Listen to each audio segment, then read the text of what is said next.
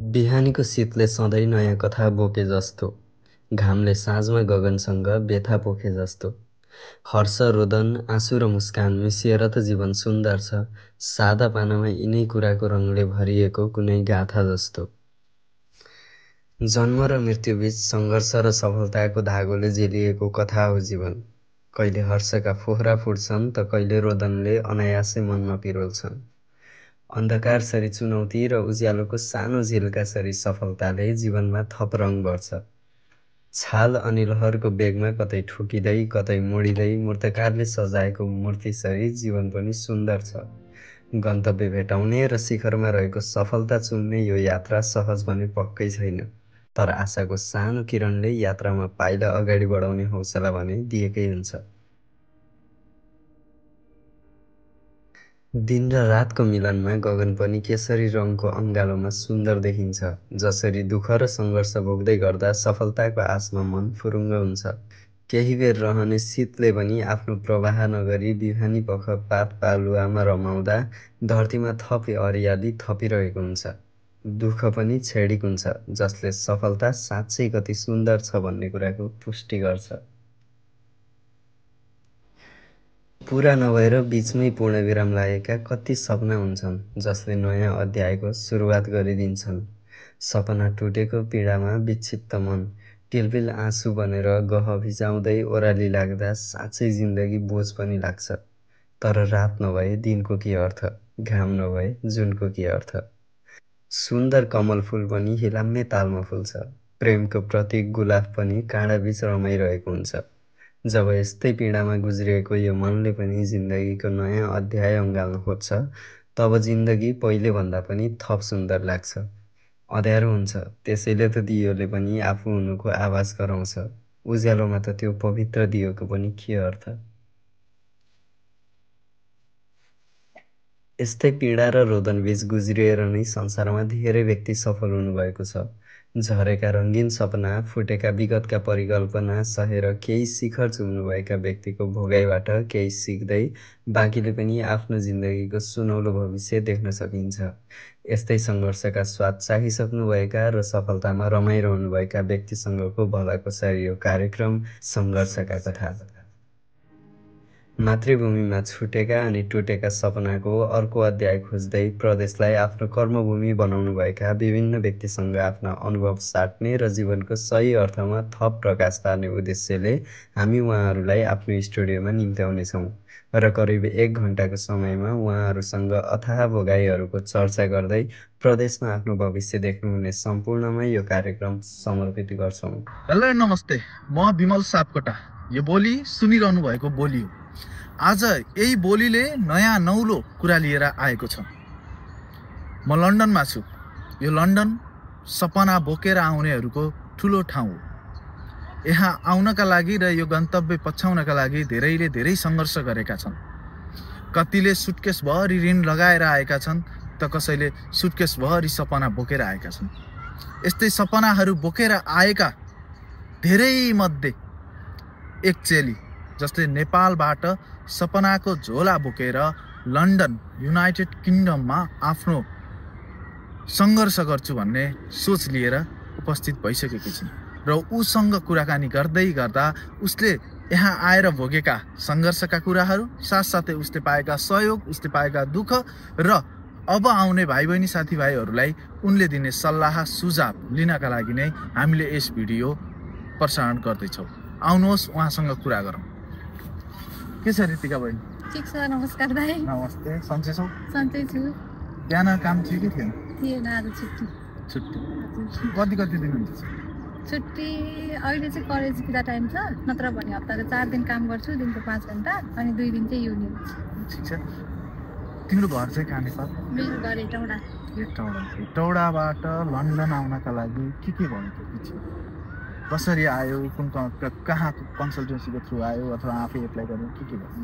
हेटौडाको एउटा कन्सल्टेन्सीबाट गरेँ मैले अप्लाई गर्दाखेरि। अनि त्यहाँ अप्लाई गर्दाखेरि चाहिँ उहाँहरूले विभिन्न डकुमेन्टहरू माग्नुभयो। अब आइएल्स, पिटी लगायत सबै कुराहरू गरेँ। त्यो सबै गर्दाखेरि हामीले नेपालमा चाहिँ कन्सल्टेन्सीको थ्रुबाट गर्दा डकुमेन्टको लागि यसको त्यसका लागि धेरै दुःख पायौँ हामीले। त्यो हुँदाहुँदै पनि अप्लाई गऱ्यौँ। अप्लाई गरेको 4-5 महिना, अरू मान्छेको 15 दिन 1 महिनामा हुन्छ नि, हाम्रो 4-5 महिना समय लाग्यो। 4-5 महिनामा हामी यहाँ आयौँ। आएपछि आउनुभन्दा अगाडि कोठाहरू खोज्नलाई मेरो पहिल्यै ब्याचलर पढेको साथी थियो यहाँनिर, उसले रुमहरू खोजिदियो यहाँनिर, हामीलाई रुम खोजिदियो। हामी आयौँ, आएर यहाँनिर बस्यौँ। कति सजिलो है, साथीले रुम खोजिदियो, आयो बस्यो। कतिपय साथीहरू रुम नपाउने होइन, कसैको सहयोग नपाउने र काम पनि भनेको समयमा नपाउने साथीहरू पनि यही ठाउँमा हुनुहुन्छ। त्यो साथीहरूको लागि चाहिँ कसरी म्यानेज गर्न सकिन्छ? तिमीसँग त्यस्तो साथीहरू हुनुहुन्छ कि हुनुहुन्न, के छ कृतिका?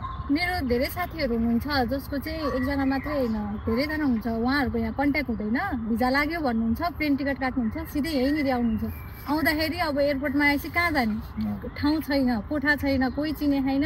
अनि त्यसपछि उहाँहरूको स्ट्रगल सुरु हुन्छ भनौँ न। एयरपोर्टमै बस्यौँ, कहाँ जाने थाहा भएन, चिना मान्छेले यस्तो गर्यो भन्नुहुन्छ।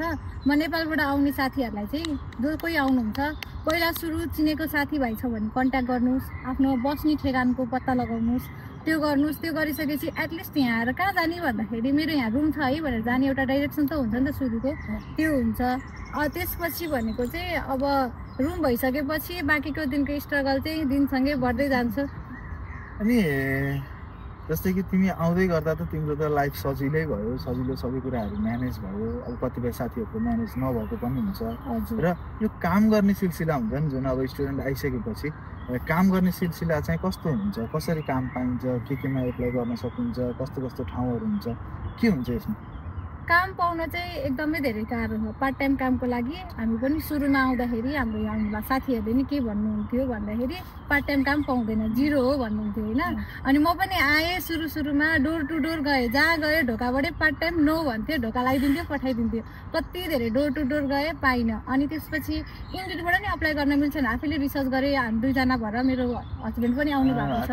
कति सजिलो है, हस्बेन्ड पनि आउनु भएको छ। हामी चाहिँ 2जना आएको कारणले 2जनाले भएर कसरी हुन्छ भनेर खोज्न थाल्यौँ। खोज्दाखेरि इन्डिड, लिङ्क्डइनहरू हुन्छ भन्ने हामीले थाहा पायौँ।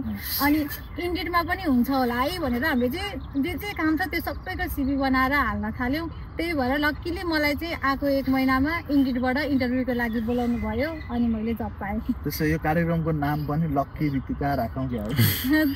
त्यो राख्दा खासै फरक नपर्ला। हजुरको हस्बेन्डले चाहिँ काम सहजै रूपमा पाउनुभयो? उहाँले चाहिँ मैले भन्दा सहजै पाउनुभयो। किन भन्दा मैले अघि नै भने मेरो यहाँनिर साथी थियो, उसको हस्बेन्डले चाहिँ एमाजोनमा काम गर्नुहुन्थ्यो। अनि उहाँहरूले चाहिँ हामीलाई नेपाल हुँदै भन्नुभएको थियो क्या, तिमीहरू चाहिँ यो टाइममा आयो भने यहाँनिर जब खुलेको छ, आऊ है अप्लाई गर्न भ्याउँछ भन्नुभएको थियो। त्यहाँ रिफरेन्स लाग्ने चाहिँ होइन, तर खुलेको चाहिँ थाहा हुने समय थियो। अनि उहाँहरूले नै हामीलाई हेल्प गरेर हामी यहाँ दसैँ नमनाए, दसैँ पछि आउनेले नि पाएनन्, हामीले चाहिँ दसैँ अगाडि नै आयौँ कि। त्यो कारणले गर्दा 1-2 दिन अगाडि आउँदाखेरि नि उहाँले चाहिँ आउने बित्तिकै त्यो ठाउँमा भर्नुभयो, काम फिक्स भयो। अनि 1 हप्तामा त यो ठाउँमा काम हुन्छ भनेर फिक्स नै भइसकेको थियो। सुरु चाहिँ 2 हप्ता पछाडिबाट भनेपछि लन्डन आउँदै गर्दा, यो ठाउँमा आउँदै गर्दा नेपालबाट नै प्रिपरेसन कस्तो गरिन्छ भन्नेमा पनि भर पर्छ। काम पाउने नपाउने, अप्ठ्यारो हुने नहुने चाहिँ नेपालको टाइममा जुन हामी त्यहाँ टिकट काटिसकेपछि यो ठाउँमा जाँदैछौँ, अब हामी मेरो साथी यो आउँछ लिन, म यहाँ जान्छु, यो टाइम यति बस्छु भनेर चाहिँ प्रि प्लान गरियो भने चाहिँ सहज छ लन्डन भन्न तिमीले खोजेको हो? हजुर। त्यसपछि यो त भयो, तिमीले कतिको सङ्घर्षका दिनहरू कटायौ, कतिको घरको याद आउने, बुवा मम्मीको याद आउने पनि त हुन्छ यो ठाउँमा आइसकेपछि। चाडपर्व, दसैँ तिहार होइन, एउटा परिवारसँग बसे जस्तो हुँदैन। सबैभन्दा युके आइसकेपछि सबैभन्दा दुःखको दिन र सबैभन्दा सुखको दिन पनि? मेरो लागि चाहिँ सबैभन्दा दुःखको दिन भनेको चाहिँ म मेरो बाबा मम्मीबाट टाढा बस्नु, घर परिवारबाट टाढा बस्नु। त्यो त प्रत्येक दिन किन भन्दा प्रत्येक दिन भयो होइन, मेरो लागि स्ट्रगल नै त्यही भयो क्या। किन भन्दा अब विदेशमा कामको लागि काम पनि भयो, अब श्रीमानको साथ पनि छ 1जना साथी भन्दा, तर त्यो हुँदाहुँदै पनि अब उहाँ काममा जानुहुन्छ, म काममा जान्छु, कलेजमा जान्छु, असाइनमेन्टको प्रेसर हुन्छ, कामकै प्रेसर हुन्छ, अब घरकै हुन्छ नि, घरमै पनि त हुन्छ नि त, त्यसको प्रेसर हुन्छ। त्यो हुँदाखेरि चाहिँ चाडपर्व आउँदा कुनै दिन आफूलाई यस्तो बजार जानु पर्दा उता दिदी बहिनी हुन्थ्यो, आफ्नो कोही साथी हुन्थ्यो, यहाँ चाहिँ एक्लै भन्दाखेरि घरको यादले चाहिँ एकदम धेरै गाह्रो हुन्छ, सङ्घर्षको दिन। अनि अर्को चाहिँ भन्दा अब काममा जाँदाखेरि अब नेपालमा म टिचिङ गर्थेँ क्या, टिचर हुन्थे, सबैले गाउँतिर गाउँमै पढाउँथे, मिस भन्थे, नमस्कार गर्थे होइन। ऋतिकाका आँखाबाट सङ्घर्षका आँसुहरू झरे यहाँ आइसकेपछि? सङ्घर्ष भनेर काम पाएन, पैसाको फाइनेन्सियल प्रेसर भयो भन्ने हिसाबले चाहिँ झरेको छैन। तर जुन मैले स्टार्टिङमा काम गरेँ नि, त्यो काम गर्दाखेरि चाहिँ ओहो म त नेपालमा टिचर थिएँ है, मलाई त सबैले नमस्कार गर्नुहुन्थ्यो है, म त यहाँ आएर यो काम गरिरहेको छु होइन। त्यो कामको हाम्रो त पहिल्यैदेखि त्यस्तो हो नि त, ठुलो सानो भन्ने, त्यो हिसाबले चाहिँ मनमा लाग्यो, नराम्रो लाग्थ्यो, स्टिल लाग्छ कहिलेकाहीँ। तर के कुराले चाहिँ आफूलाई बलियो बनाउँछु भनेदेखि म त यहाँ विदेशमा पैसा कमाउन आयो नि, नेपालमै थाहा थियो। पढ्न आएको होइन र ऋतिका? भनाइ हो, नेपालीको भनाइ हो, पढ्न आएको भन्यो। तर मैले मेरो पढाइलाई नि कन्टिन्युटी दिएको छु, मेरो राम्रो मार्क्सहरू नि आहा होइन। लक्किली मेरो हस्बेन्ड साइडमा भएर मैले मेरो पढाइलाई नि फोकस गरेको छु। तर नेपालबाट त म यहाँ पढ्न आएको हो है, सिधा भन्नुपर्दा जो कोही नेपाली पनि यहाँ पढ्नलाई, युनिभर्सिटीलाई फोकस गर्न आउने होइन, त्यो हाम्रो हैसियतले दिँदा पनि दिँदैन। हामी त यहाँ कमाउनै आउने हो, पैसा काम गर्नै आउने, मेरो भन्दा मेरो विचार त्यो छ। जस्तै ऋतिका, अब तिमी पढ्न आउँदै गर्दा, तिमी यहाँ सङ्घर्ष गर्दै गर्दा, नेपालमा पनि त तिमीले मास्टर्स रन गरिरहेको थियौ, यहाँ आएर पढ्छु नै भन्दाखेरि कतिको अपर्च्युनिटीहरू भेट्यौ? यो नयाँ ठाउँ हो, नयाँ ठाउँमा कस्तो राम्रो सुविधाहरू हुँदो रहेछ पढ्छु भन्ने मान्छेहरूलाई? पढ्छु भन्ने मान्छेहरूलाई चाहिँ यहाँ धेरै नै अपर्च्युनिटी छ। सपोज टिचरहरूले पनि 1 to 1 केही कुरा बुझेन भने क्लासमा मात्रै होइन, मैले उहाँहरूलाई कन्ट्याक्ट गरेँ भने उहाँहरूले मलाई इमेलमा, उहाँहरूको अफिस टाइममा गएर सोध्यो भने अफिस टाइममा सपोर्ट गर्नुहुन्छ। चाहिने त्यो आफूलाई चाहिने रिसोर्स त्यो सबै लाइब्रेरीमा हुन्छ। उहाँहरूले जानेन भने प्रत्येकचोटि आऊ है भनेर हरेक क्लासमा हामीलाई भनिराख्नु भएको हुन्छ। जो मान्छे पढ्छु नै भनेर आउनुहुन्छ उहाँहरूको लागि ठुलो अपर्च्युनिटी छ। हिँड्दै कुरा गरौँ, कति रमाइलो छ है। पढ्छु भन्दै गर्दा तिमी त एउटा टिचिङ सेक्टरमा पनि पढाइराखेको विद्यार्थी, शिक्षक। अब यहाँ आएर अरू शिक्षकहरूले पढाउँदै गर्दा नेपालको शिक्षा प्रणालीलाई पनि यो अनुसार लग्यो भने चाहिँ अझ राम्रो हुन्थ्यो कि होइन? भोलि वैदेशिक शिक्षाका लागि आउनु पर्थेन कि भन्ने त्यस्तो कुनै आउँछ कहिलेकाहीँ हाम्रो देशमा पनि यस्तो राम्रो भइदियो भन्ने हुन्छ कि हुँदैन? त्यो चाहिँ एभ्री टाइम जतिखेर क्लासमा गइन्छ सोच चाहिँ त्यही आइन्छ, कति हाम्रो नेपालमा कहिले चाहिँ यत्रो डेभलप होला है, हाम्रो क्लास कहिले यस्तो होला, पढाइको हुन्छ नि प्रायोरिटी कहिले यस्तो धेरै होला, टिचरहरूले कसरी यसरी पढाउनुहुन्छ होला भन्ने कुरा त्यो चाहिँ एभ्री टाइम आउँछ है। सम्भव छ त नेपालमा? यो चाहिँ अब मान्छेलाई अफेन्सिभ लाग्न सक्छ, मेरो व्यक्तिगत धारणा हो। मैले मेरो छोरा नातिपाको पालाउँछ भने सम्भव देखेको छैन। ठिक छ, देशको राजनीति विभिन्न आधारले गर्दा भोलिका दिनमा यो सम्भव हुन पनि सक्ला, नहुन पनि सक्ला होइन। भएको त धेरै राम्रो भयो भने हामीलाई धेरै खुसी लाग्छ, गर्न पाऊँ, हामीले गएर गर्न सकौँ, त्यही हो। जस्तै यहाँ एकदमै पढ्छु नै भनेर आउने विद्यार्थीहरू कतै कोही साथीहरू भेट्नु भएको छ तपाईँले? पढ्छु नै भनेर लन्डनमा चाहिँ म पढ्नै आएको भनेर आउनुभएको साथीहरू? सबैको व्यक्तिगत कथा चाहिँ आर्थिकै हो है। मैले मसँग पढ्ने चाहिँ मेरो क्लासमा म्याक्सिमम 90% नेपाली हुनुहुन्छ, 10% अरू देशको हुनुहुन्छ। मैले एकजना नै पढ्ने भनेर आएको चाहिँ देखेको छैन। अरू कन्ट्रीसँग मैले हाम्रो यस्तो इन्टरेक्ट पनि हुँदैन, खासै यस्तो व्यक्तिगत कुरा सोधिँदैन नि। तर नेपालीहरूसँग कुरा गर्दा चाहिँ म चाहिँ पढ्नै आएको भन्ने चाहिँ मैले एकजना पनि देखेको छैन। ठिक छ। अब आउने पुस्ताहरू, अब आउने साथीभाइहरू जो नेपालबाट आउँदै हुनुहुन्छ, उहाँले तपाईँ बस्ने सिटीमा, तपाईँ बस्ने ठाउँमा आउँदै गर्दा तपाईँले त सहयोगको हात अगाडि बढाउनुहुन्छ भन्ने हामी तपाईँसँग कुरा गर्दा पनि महसुस गरिसकेका छौँ। अब आउने साथीहरूलाई चाहिँ के भन्न चाहनुहुन्छ? अब जस्तै अहिले त स्किल वर्कर भनेर विभिन्न भिजा क्याटेगोरीहरू पनि फरक फरक छ। स्टुडेन्टमा आउने साथीहरूको लागि चाहिँ तपाईँ एउटा स्टुडेन्ट भएको नाताले के भन्न चाहनुहुन्छ? म चाहिँ एउटा स्टुडेन्ट भएको नाताले पहिले सुरु नेपालमा कन्सल्टेन्सीहरूमा बुझ्दा एनी हो जसरी नै विदेश पुगौँ भन्ने मात्रै सोच बनाएर होइन, कुन चाहिँ युनिभर्सिटीमा जाँदै हुनुहुन्छ, फी कति छ, कति वर्षको हिसाबले तिर्नुपर्छ, त्यसमा आफूले कमाउन कति सकिन्छ, घर परिवारको सहयोग कति हुन्छ, सहयोग गर्न सक्नुहुन्छ कि हुँदैन भनेर मेन यहाँनिर आएर हुने आर्थिक भार हो नि त, यहाँ सहयोग गर्ने नि कोही हुनुहुँदैन। त्यही भएर त्यो आर्थिक कुरालाई चाहिँ एकदम धेरै ध्यानमा राखेर अनि यहाँनिर युनिभर्सिटीको पढाइ लेभल त्यो सबै हेरेर आउनको लागि अनुरोध गर्न चाहन्छु। ल, यति मिठो कुराकानीका लागि र यो वातावरणको सिर्जना गर्नको लागि गरिदिनु भएकोमा बहिनीलाई धेरै धेरै धन्यवाद। अब आउने साथीहरूलाई पनि मैले तिम्रो केही डिटेलहरू राखेको हुनेछु। अब आउने साथीहरूलाई हजुरको सहयोगको हात अगाडि बढोस्, अनि साथीहरूलाई सहयोग गर्नुहोस्।